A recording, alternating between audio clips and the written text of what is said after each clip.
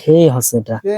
কি দেখেন স্যার আমি দেখতেছি যে মালচিং পদ্ধতিতে আমাদের ফুলকপি এবং বাঁধাকপি চাষ করেছে। অনেক কৃষক বলে যে মালচিং পদ্ধতিতে এগুলো চাষ করে না। স্যার আপনি যদি এই বিষয়ে বলতেন স্যার, খুবই সুন্দর হয়েছে। কথা বলছেন। এইটা কিন্তু অনেক কোম্পানি আছে, অনেক বিশেষজ্ঞ আছে, কৃষিবিদ আছে, সবাইকে এই থেরাপিটা দেয় যে মালচিং কিন্তু ফুলকপি বাঁধাকপি হয় না। জি স্যার। কিন্তু আমরা এটা ভুল প্রমাণিত করছি না। জি স্যার। যার খুবই প্রমাণ সুন্দর। দেখেন আমাদের R&D, আমরা গত বছরও করছিলাম এবং আলহামদুলিল্লাহ এই বছরও করলাম। করার কারণে দেখেন এখানে প্রত্যেকটা গাছ, যদি গাছের ফলন দেখেন, গাছের সাইজ দেখেন, এবং গাছে কোনো ধরনের রোগ বালাই নাই। না স্যার। এটা হচ্ছে সব থেকে চমৎকার বিষয় হচ্ছে মালচিং এ যদি ফুলকপি বাঁধাকপি কেউ করেন, তার কোনো মানে স্প্রে ছাড়াই হবে।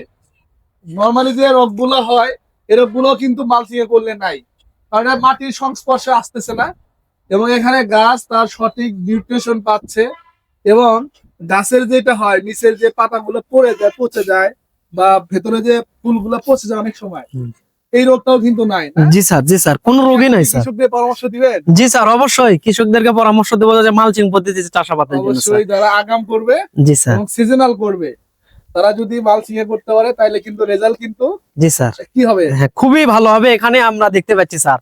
ওকে, তার মানে এখনো কিন্তু যারা ভুল কনসেপ্ট নিয়ে আসে তারা চাইলে কিন্তু এই মালচিং এ কিন্তু ফুলকপি এবং বাঁধাকপি বাঁধাকপি চাষ করতে পারবেন।